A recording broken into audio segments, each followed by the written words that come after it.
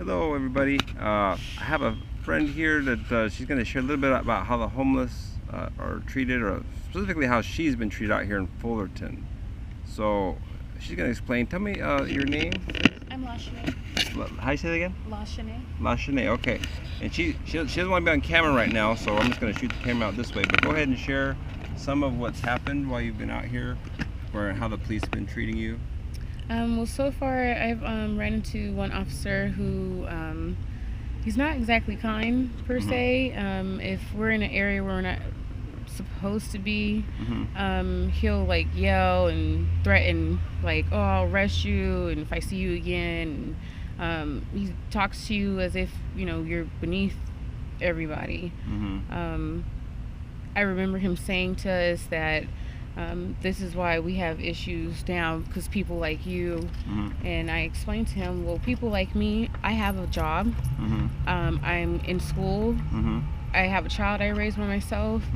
It's just a small situation that I'm in, and I'm getting myself out of it.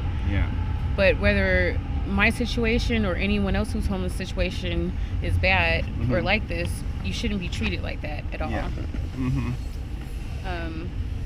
As a homeless liaison officer, he needs to have more compassion, more considerate. The day that he came and spoke to us, I was improperly dressed because we had just woken up, and I was trying to fix myself, and I had asked him if he could turn away or step off, and we'll hurry up and get our things. I'm not going anywhere. I say, you need to move right now. And I'm like, you literally just woke us up not even 2 minutes ago. Wow. I don't know who can get up, and just move that quickly. But as a woman, if I'm saying I'm improperly exposed, you're supposed to look away. You're supposed to give me that. So there was no respect factor at all. And I really wish people would change that. Not everyone's situation is the same. No. And not all the homeless people are the same. Right. Not all of us are the same. And everyone should be treated with respect. Just like when I go into an establishment, that's how I treat people, with respect. So, and how long have you been homeless for? So far, it's been about 2 months. Living on the streets in total, though, around 11 months. And now, have you tried to contact CityNet? Yes, CityNet does not answer their phone. No. And then when they do, they'll tell you to go to different places, and they take forever giving you a referral so that you can get into those places. It's a hassle. So in the meantime, you're left stuck waiting. Well, what are we supposed to do? Where are we supposed to go? I don't know what their logic is on this, but it's not working. The system's not working to help people. So. And one thing I'm learning too, sometimes people get in the shelters and they're being mistreated even in the shelters by some of the staff, or absolutely. Sometimes there's people in there that aren't trying to get their lives really necessarily together, that are causing problems for them. So my thing is, even if they do create shelters, don't force people into them until they are really run at a high standard.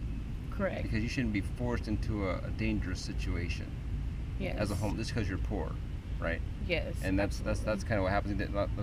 Once, like in Anaheim, for instance, they say, well, basically, once the shelters are built, they can basically take you to jail, or you go to shelter, or just leave the area. And again, it's just put people in a dangerous situation if the shelters aren't safe, right? So I hope that doesn't happen in Fullerton. I believe they're considering maybe building something, a shelter, right? Have they told you about that? I've heard, but I wasn't sure if it was true or not. But I mean, like you said, I came from a shelter, and the reason why I actually left is because I was being constantly harassed by the women in there, and people stealing my things. I hold that valuable to me, and I work hard for it. I don't want that another stress factor. Especially when I am getting my stuff together.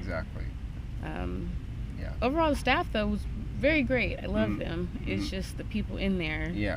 That's another danger factor. 5150, and I'm not speaking bad against anyone who is. It's more of like they should be placed in a facility where they can get those kind of help, that kind of help. Not at a just regular shelter. So. Awesome. Well, thanks so much for sharing. Anything else you'd like to share? No, but thank you for taking your time out, and hopefully this helps get something started or change. Yeah. You're sharing your perspective helps a lot. Help people understand what it's really like. So thank you for sharing. Thank you.